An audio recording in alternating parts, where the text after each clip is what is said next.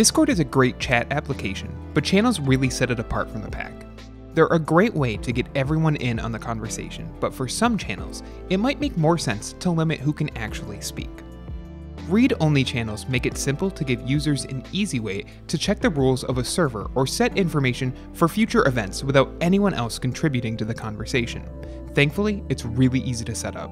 As long as you have the permissions necessary to control your server, you should be ready to go. Here's how to do it. We'll need to start by selecting the channel you want to make read-only on your Discord server. If you haven't already made that channel, you can make it and name your channel whatever you want. Click on the settings gear next to your channel name, then select Permissions. Choose the @everyone tag for permissions, then deny everyone the ability to send messages in the channel by clicking the red X under Text Permissions.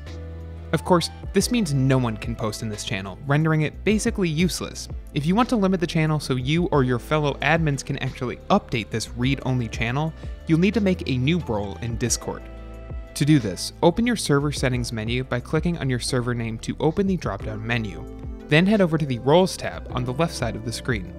On the right side of the Roles menu screen, click on the Add button in the upper right corner to add a new role. Name the role whatever you'd like, then click the Save Changes button.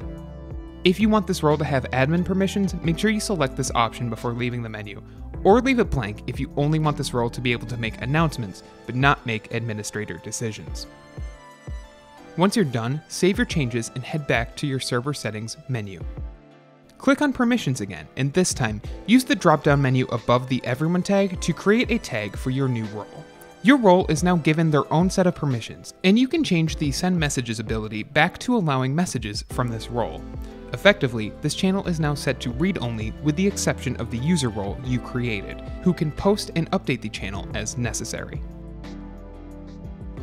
If you like this guide, make sure you subscribe for all sorts of videos covering Discord and other technology. And don't forget to check out one of these videos we think you might enjoy.